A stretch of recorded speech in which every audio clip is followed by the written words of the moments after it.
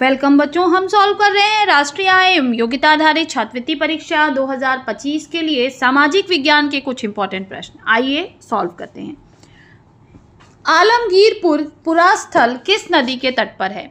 तो right answer हो जाएगा हिंडन नदी के तट पर। बच्चों मैं सारे ऑप्शन नहीं पढ़ूंगी क्योंकि उसमें टाइम वेस्ट होता है और उसका कोई मतलब भी नहीं है। जहाँ इंपॉर्टेंट होगा वहाँ पर हम आपको बता देंगे। चलिए नेक्स्ट क्वेश्चन पूछ रहा है कि वैदिक काल में ग्राम के प्रमुख को किस नाम से जाना जाता था? तो जो ग्राम का प्रमुख होता था उसको ग्रामणी के नाम से जाना जाता था। कांग्रेस का प्रथम अधिवेशन कब हुआ था? तो कांग्रेस का प्रथम अधिवेशन बच्चों 1885 में हुआ था। नेक्स्ट, चंपा किस महाजनपद की राजधानी थी? तो चंपा बच्चों अंग महाजनपद की राजधानी थी।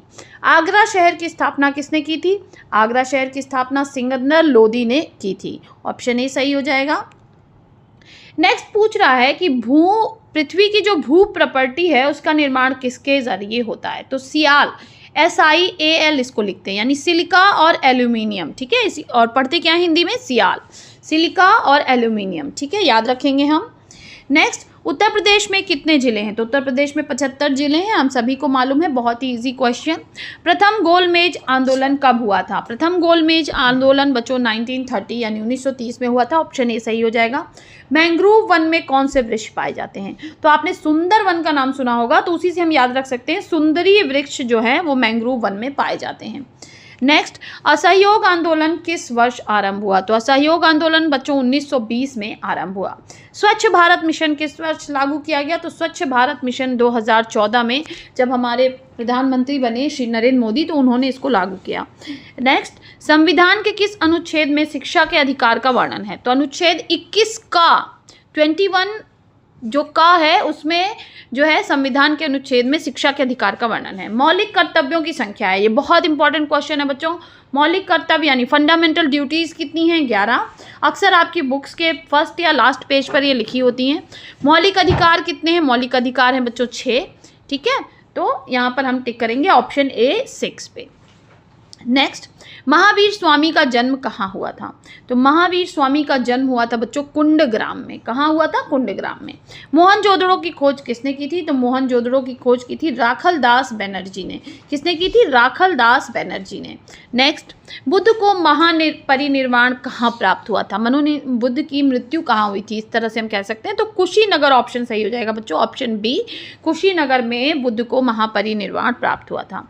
नेक्स्ट, राजतरंगिणी किसकी रचना है? तो राजतरंगिणी बच्चों कल्हड़ की रचना है, कल्हड़ इसके रचयिता है।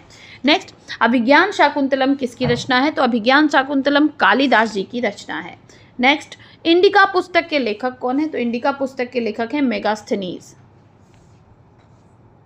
नेक्स्ट क्वेश्चन है गौतम बुद्ध को ज्ञान कहाँ प्राप्त हुआ था? तो बच्चों गौतम बुद्ध को जो ज्ञान है वो बोध गया में प्राप्त हुआ था। नेक्स्ट, महात्मा बुद्ध ने अपना प्रथम उपदेश कहाँ दिया था? तो महात्मा बुद्ध ने अपना प्रथम उपदेश सारनाथ में दिया था। पाल वंश का मूल स्थान है? तो पाल वंश का जो मूल स्थान है बच्चों वो बंगाल है। ठीक है, क्या है? बंगाल। हड़प्पा सभ्यता की खोज कब हुई? तो हड़प्पा सभ्यता की खोज सन 1921 में हुई थी बच्चों। चीनी यात्री ह्वेन त्सांग किसके शासनकाल में भारत आया था? तो चीनी यात्री ह्वेन त्सांग हर्षवर्धन के शासनकाल में भारत आया था। हर्षवर्धन की राजधानी थी? तो हर्षवर्धन की राजधानी थी कन्नौज।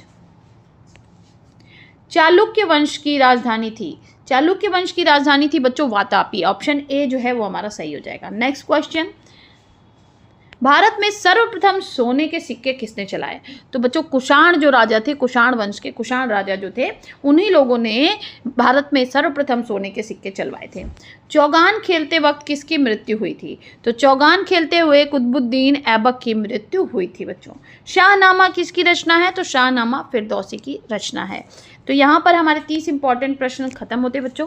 फिर मिलेंगे नेक्स्ट वीडियो में कुछ और प्रश्नों के साथ। तब तक के लिए पढ़ते रहिए, आगे बढ़ते रहिए। बाय बाय बच्चों।